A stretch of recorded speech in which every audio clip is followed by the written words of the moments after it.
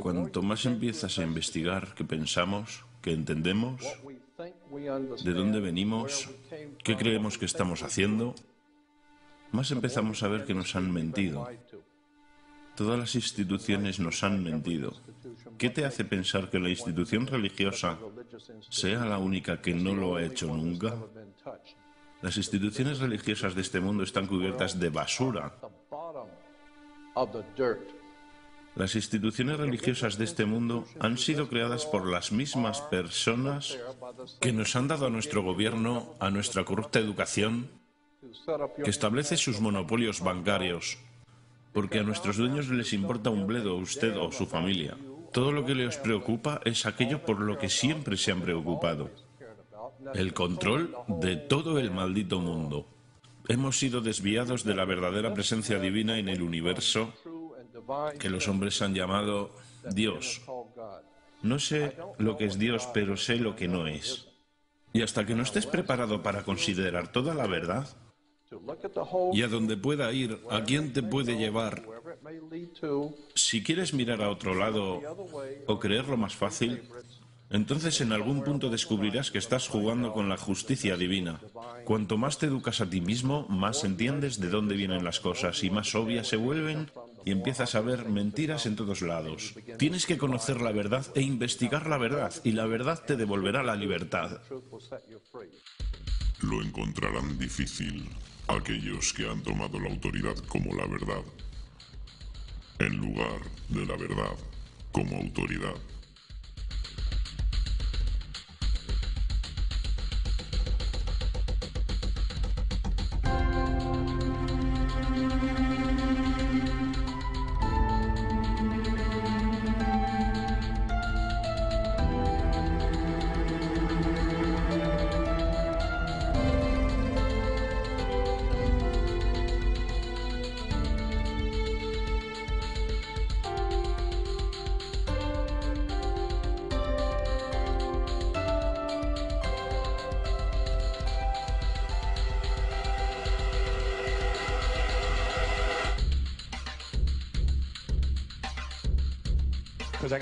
Os tengo que decir la verdad.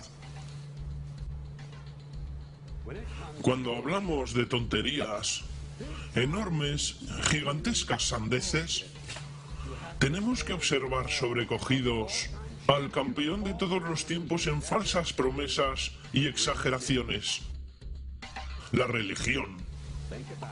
Piensa sobre esto. La religión ha logrado de veras convencer a la gente de que hay un hombre invisible que vive en el cielo, que observa todo lo que tú observas cada simple instante de cada día. Y el hombre invisible tiene una lista especial de 10 cosas que no quiere que hagas. Y si haces alguna de estas 10 cosas, tiene un sitio especial lleno de fuego y humo y personas que se queman y tortura y angustia, donde te enviará a vivir y sufrir y quemarte y ahogarte y gritar y llorar. Para siempre jamás, hasta el final de los tiempos. Pero te ama.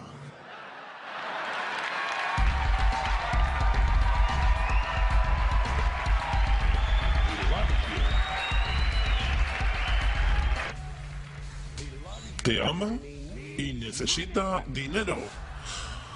Siempre necesita dinero. Es omnipotente, perfecto, omnisciente y sabio, pero por alguna razón no sabe prescindir del dinero. Las instituciones religiosas reciben miles de millones de dólares, no pagan impuestos y siempre necesitan un poco más. Por si querías una historia falsa de las buenas, aquí la tienes. Mentira sagrada.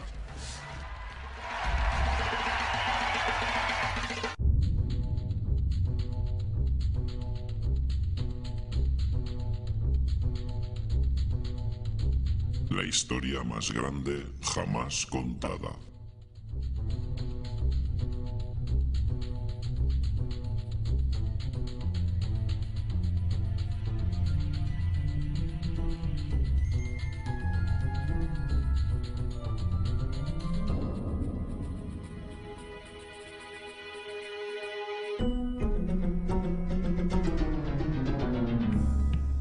Este es el Sol. Ya desde hace 10.000 años antes de Cristo, La historia es abundante en esculturas y escrituras que reflejan el respeto y la adoración de las personas por este objeto. Y es fácil entender el por qué, visto que cada mañana el sol aparece, llevando consigo la luz, el calor, la seguridad al hombre, salvándolo del frío, de la oscuridad y de las tinieblas pobladas de predadores en la noche. Sin ello, las antiguas culturas entendieron que las cosechas no crecerían y la vida sobre el planeta no habría sobrevivido. Estas realidades han hecho del sol el objeto más adorado de todos los tiempos. Del mismo modo, también fueron conscientes de las estrellas. El estudio de las estrellas les permitió reconocer y predecir acontecimientos que ocurrieron en largos periodos de tiempo, como los eclipses y las lunas llenas.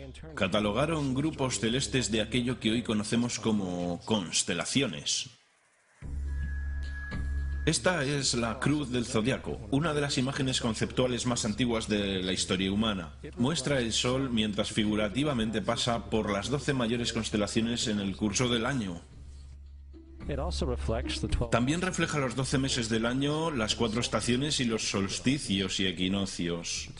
El término zodiaco se debe al hecho de que las constelaciones fueron antropomórficas o personificadas como figuras o animales. Las antiguas civilizaciones no se limitaron solamente a seguir el sol y las estrellas, personificaron con mitos elaborados que reflejaron sus movimientos y relaciones. El sol, con sus calidades de portador de vida y salvador de vida, fue representado como representante del invisible creador o Dios. También fue conocido como Dios Sol, la luz del mundo, el salvador de la humanidad. Del mismo modo, las 12 constelaciones representaron los sitios que Dios Sol visitó y fueron identificados por el nombre, generalmente representando sucesos naturales que ocurrían durante este periodo del año. Por ejemplo, Acuario, el portador del agua que traía las lluvias primaverales.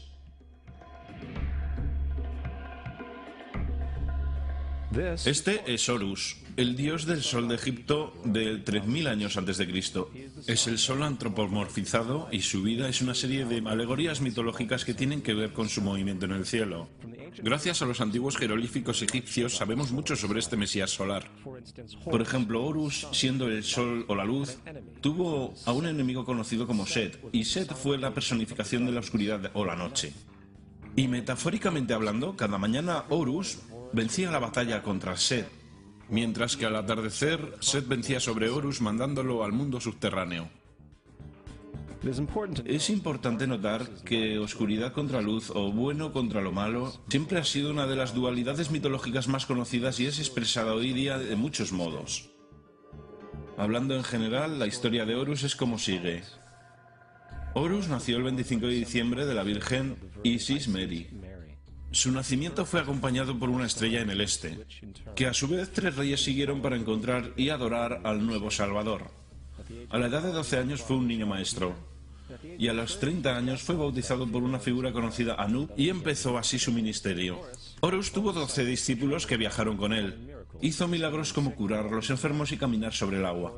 Horus fue conocido por muchos hombres como la Verdad, Luz, el Sagrado Hijo de Dios, el Buen Pastor, el Cordero de Dios y muchos otros.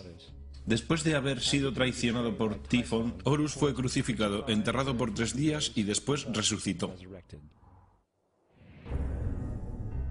Estas cualidades originales de Horus al menos parecen permanecer en muchas culturas en el mundo, puesto que aparecen en muchas otras divinidades generalmente con la misma estructura mitológica. Atis de Frigia, nacido por la Virgen Nana el 25 de diciembre, crucificado y enterrado y después de 3 días resucitó. Krishna de la India, nacido de la Virgen de Baki con una estrella del este que señaló su llegada, hizo milagros con sus discípulos y a su muerte resucitó.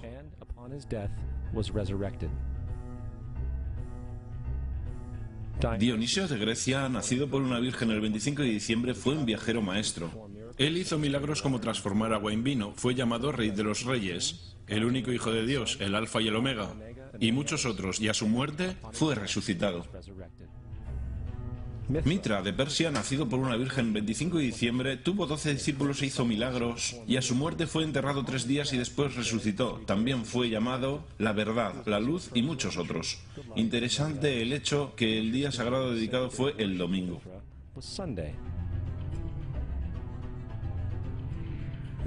La evidencia es que ha habido numerosos salvadores en diferentes periodos en todo el mundo que tienen las mismas características. La pregunta que queda es, ¿por qué estas características? ¿Por qué nacidos de una virgen el 25 de diciembre? ¿Por qué muerto por 3 días e inevitablemente resucitado? ¿Por qué 12 discípulos? Para descubrirlo examinamos el más reciente de los mesías solares. Jesucristo, nacido de la Virgen María el día 25 de diciembre en Belén. Su nacimiento fue anunciado por una estrella en el este que 3 reyes magos siguieron para encontrar y adorar al nuevo Salvador. Fue un niño maestro a la edad de 12 años y a los 30 años fue bautizado por Juan Bautista. Así empezó su ministerio. Jesús tuvo 12 discípulos con los que viajó haciendo milagros como curar a los enfermos, caminar sobre el agua, despertar a los muertos, y también fueron conocido como Rey de Reyes, el Hijo de Dios, la luz del mundo, el Alfa y el Omega, el Cordero de Dios. Después de haber sido traicionado por su discípulo Judas y vendido por 30 piezas de plata, fue crucificado, puesto en una tumba y después de 3 días resucitó y ascendió al cielo. Sobre todo, la secuencia del nacimiento es completamente astrológica. La estrella del este es Sirio, la estrella más luminosa del cielo nocturno que el 24 de diciembre se alinea con las estrellas más brillantes del cinturón de Orión. Estas estrellas son llamadas hoy, como vinieron llamándose en la antigüedad, los 3 reyes. Los 3 reyes y la estrella más luminosa, Sirio. Todas apuntan a un lugar en el que el sol sale el 25 de diciembre. Esto es porque los 3 reyes siguen la estrella del este, con el objetivo de encontrar el lugar del sol naciente, el nacimiento del sol.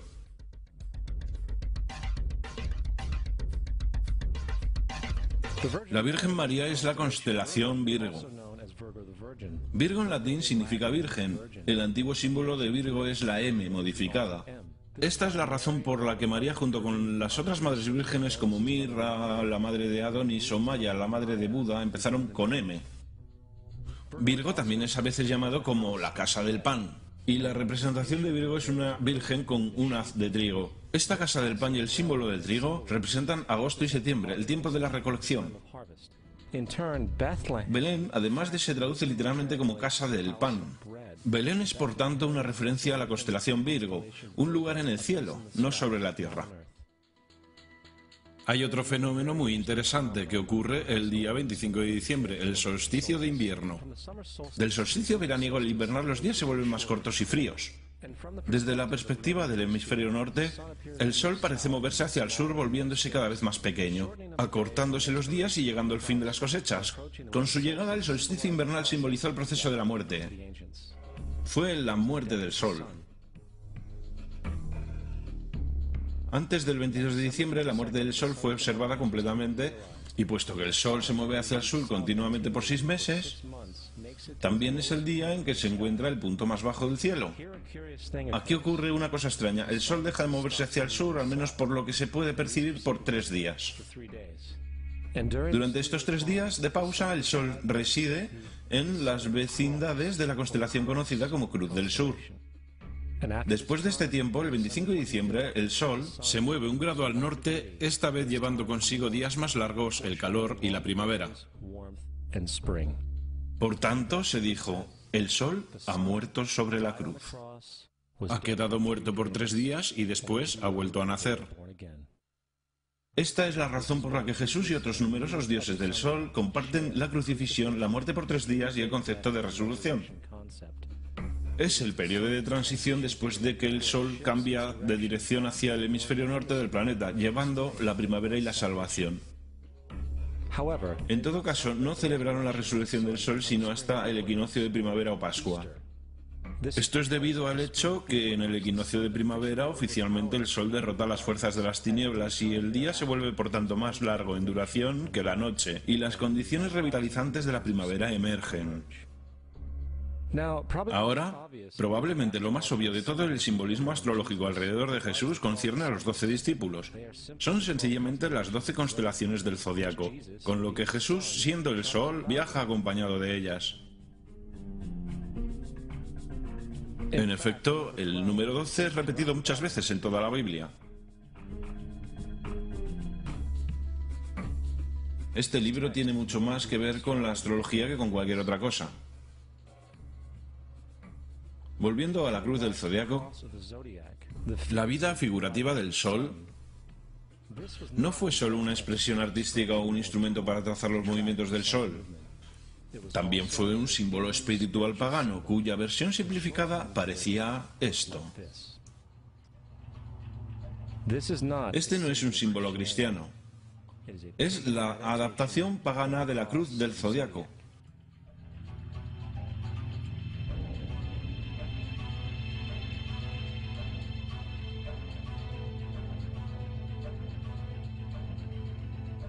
Es por esto que Jesús en el temprano arte oculto es mostrado siempre con su cabeza sobre la cruz.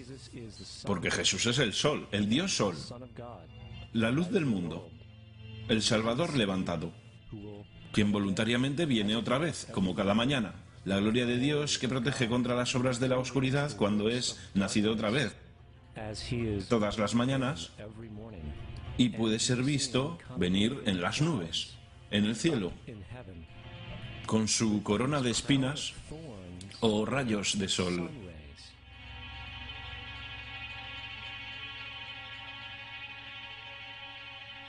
Ahora, de las muchas metáforas astrológicas astronómicas en la Biblia, una de las más importantes tiene que ver con las edades.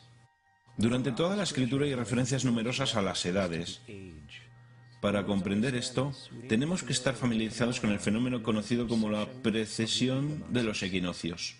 Los antiguos egipcios, junto con culturas mucho más antiguas que ellos, supieron que cada 2150 años el amanecer en la mañana del equinoccio de primavera ocurre en un signo diferente del zodiaco.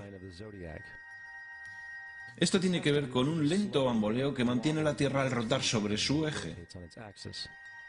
Es llamado precesión porque las constelaciones se van retrasando, en vez de atravesar el ciclo normal anual. La cantidad de tiempo que necesita la precesión para pasar por los 12 signos es aproximadamente de 25.765 años. Esto también es llamado el Gran Año, y las sociedades antiguas eran muy conscientes de esto. Hicieron referencia a cada periodo de 2150 años como una edad. Del 4300 al 2150 a.C. fue la edad de Tauro. De 2150 a un año después de Cristo fue la edad de Aries, el carnero. Desde el año 1 al 2150 después de Cristo, la edad de Piscis, la edad en la que estamos todavía hasta día de hoy. En el 2150 entraremos en una nueva edad, la edad de Acuario. Ahora, la Biblia refleja, hablando en general, un movimiento simbólico a través de 3 edades, mientras anuncia una cuarta. En el Viejo Testamento, cuando Moisés desciende del monte Sinaí con 10 mandamientos, está muy contrariado por ver a sus gentes venerar un becerro de toro dorado. A decir verdad, hizo añicos las tablillas de piedra y ordenó a sus gentes que se mataran para purificarse. La mayoría de los eruditos bíblicos atribuirían esta cólera al hecho de que los israelitas estaban venerando a un ídolo falso, o algo por el estilo. La verdad es que el toro dorado es Tauro, y Moisés representa la nueva edad de Aries, el carnero. Esta es la razón por la cual los judíos incluso todavía hoy soplan el cuerno del carnero. Moisés representa la nueva edad de Aries, y en esta nueva edad todos deben liberarse de la vieja edad. Las otras deidades marcan estas transiciones igualmente, como Mitra, un dios precristiano que mata el toro con la misma simbología. Ahora Jesús es la figura que conduce a la edad que sigue a Aries, la edad de Piscis, o los 2 peces. El simbolismo de pez es muy abundante en el Nuevo Testamento, cuando Jesús alimenta a 5.000 personas con pan y 2 peces. Cuando empieza su ministerio caminando a lo largo de Galilea, se hace amigo de 2 pescadores que lo siguen. Creo que todos hemos visto el pez Jesús en la parte trasera de los coches de mucha gente, aunque pocos saben lo que significa realmente. Es un simbolismo astrológico pagano para el reino del sol durante la edad de Piscis. También la presunta fecha de nacimiento de Jesús es esencialmente el principio de esta edad. En Lucas 22:10, cuando Jesús es preguntado por sus discípulos que dónde estará en la próxima Pascua después de marcharse, Jesús responde: «Contemplad, cuando estéis entrando en la ciudad, allí conoceréis a un hombre llevando un cántaro de agua. Síguelo hasta la casa donde entre». Esta Sagrada Escritura es con mucho una de las más reveladoras de todas las referencias astrológicas. El hombre que lleva un cántaro de agua es Acuario. El portador del agua, que es descrito como un hombre que vierte una jarra de agua permanente, representa la edad de después de Piscis. Y cuando el sol, el dios Sol, deja la edad de Piscis, Jesús, entrará en la casa de Acuario, porque Acuario sigue a Piscis en la precesión de los equinoccios. Todo lo que Jesús está diciendo es que después de la edad de Piscis vendrá la edad de Acuario. Todos hemos oído hablar alguna vez del fin de los tiempos o del fin del mundo. Aparte de las representaciones gráficas en el libro de la Revelación, la fuente principal de esta idea es Mateo 28:20, donde Jesús dice: estaré con vosotros hasta el final del mundo. Sin embargo, la versión del Rey James, mundo, es una mala traducción entre muchas malas traducciones. La palabra que realmente está utilizando es eón, que significa edad. Estaré con vosotros hasta el final de la edad. Es cierto, pues la personificación solar de Piscis de Jesús terminará cuando el Sol entre en la edad de Acuario. En su totalidad, el concepto del fin de los tiempos y fin del mundo es una alegoría astrológica mal interpretada. Digámosle eso a los aproximadamente 100 millones de personas en USA que creen que el final del mundo se acerca. El símbolo de Jesús, además de ser un híbrido literario y astrológico, es más explícitamente un plagio del dios Sol egipcio Horus. Por ejemplo, este grabado de hace aproximadamente 3.500 años en las paredes del templo Luxor en Egipto. Son las imágenes de la proclamación, la concepción inmaculada, el nacimiento y adoración de Horus. Las imágenes comienzan con la visión que anuncia a la Virgen Isis que concebirá Horus. Luego Nef, el Espíritu Santo que deja embarazada a la Virgen, y luego el nacimiento virginal y la adoración. Esta es exactamente la historia del milagro de la concepción de Jesús. A decir verdad, las semejanzas literarias entre Horus y Jesús son sorprendentes.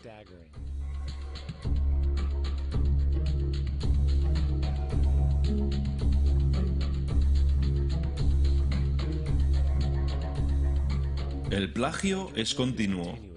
La historia de Noé y el arca de Noé son tomadas directamente de la tradición. El concepto de la gran inundación es ubicuo en todo el mundo antiguo, con más de 200 diversas citas en diversos periodos y épocas. Sin embargo, llegamos a fuentes tan lejanas como la epopeya de Gilgamesh, de origen precristiano, escrito en 2600 a.C. Esta historia habla de una gran inundación ordenada por Dios, un arca de animales salvados sobre él, e incluso el lanzamiento y el regreso de la paloma. Todo esto en común con la historia bíblica, entre muchas otras semejanzas. Y luego hay una historia plagiada de Moisés. Sobre el nacimiento de Moisés se dice que fue puesto en una canasta y dejado a la deriva en un río para evitar el infanticidio.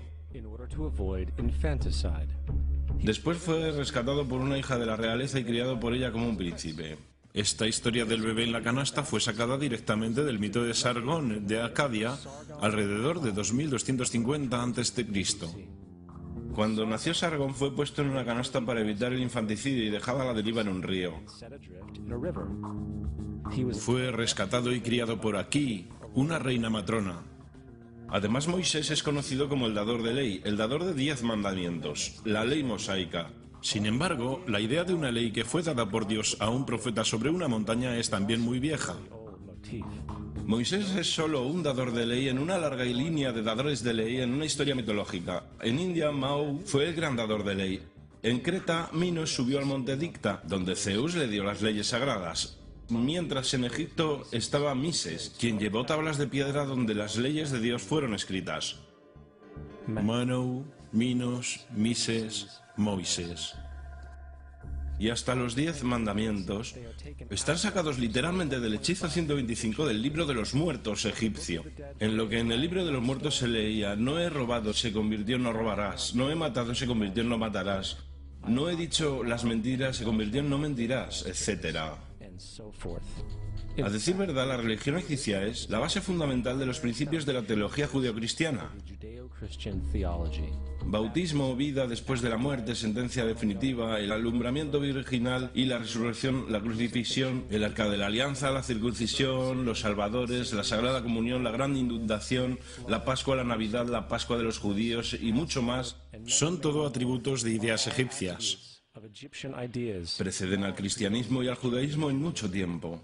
San Justino, uno de los primeros historiadores y defensores del cristianismo, escribió: Cuando decimos que Jesucristo, nuestro Maestro, fue concebido sin una unión sexual, fue crucificado, murió, resucitó y ascendió a los cielos, no proponemos nada diferente a lo que creen los llamados hijos de Júpiter. En un escrito diferente, San Justino dijo: nacido de una virgen, acepte esto en común con lo que usted cree de Perseo. Es obvio que Justino y los primeros cristianos sabían lo similar que era el cristianismo de las religiones paganas. Sin embargo, Justino tenía una solución. En lo que a él se refería, el diablo lo hizo. El diablo tenía la previsión de anteponerse a Cristo y creó estas características en el mundo pagano. Cristianismo fundamentalista, fascinante. Estas personas creen que el mundo tiene en realidad 12.000 años. Yo le pregunté a uno de estos tipos, de acuerdo, fósiles de dinosaurio. Y dijo, ¿fósiles de dinosaurio? Dios los puso ahí para probar nuestra fe.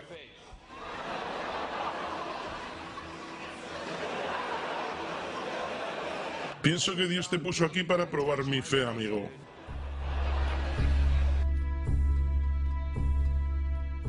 La Biblia no es nada más que un híbrido literario astroteológico, igual que todos los mitos religiosos antes que ella.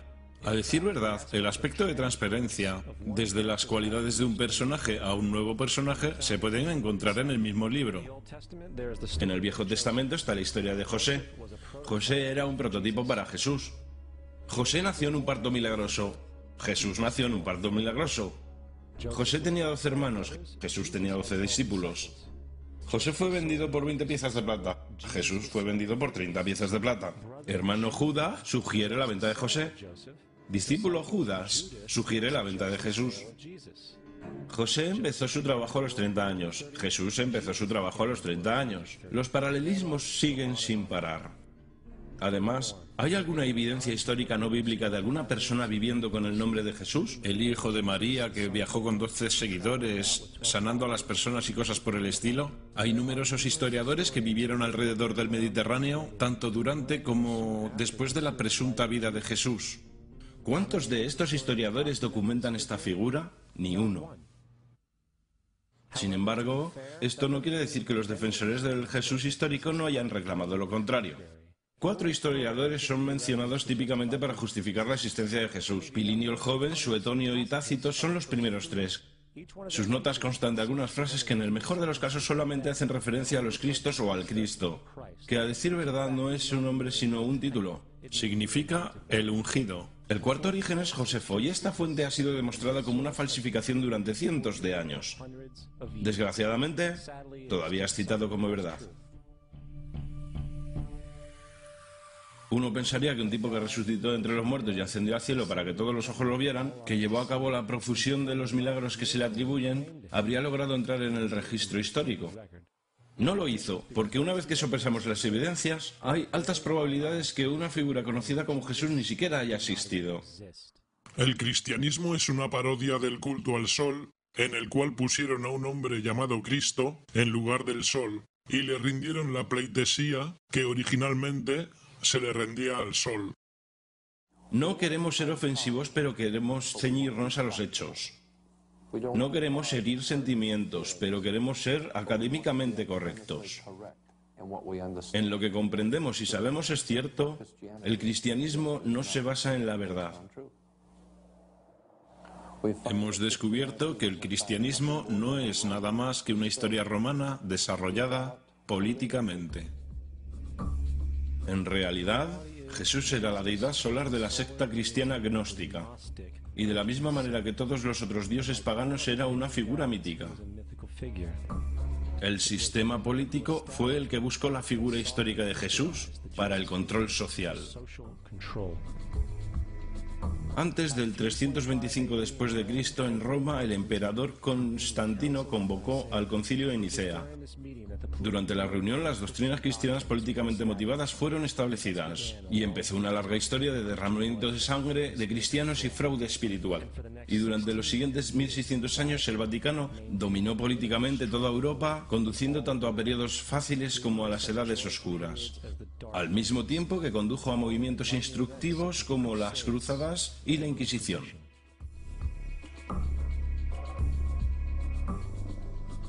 El cristianismo, junto con todos los demás sistemas de creencias, es el fraude de la era. Sirvió para separar la especie del mundo natural y de un individuo a otro, y además respalda la sumisión ciega a la autoridad. Reduce la responsabilidad humana al efecto que Dios lo controla todo, y los crímenes a su vez horribles puedan ser justificados en nombre de la búsqueda divina. Y aún más importante, otorga poderes a aquellos que saben la verdad, pero usan el mito para manipular y controlar sociedades. El mito religioso es el dispositivo de más alcance creado nunca y sirve como el suelo psicológico sobre el cual pueden prosperar otros mitos.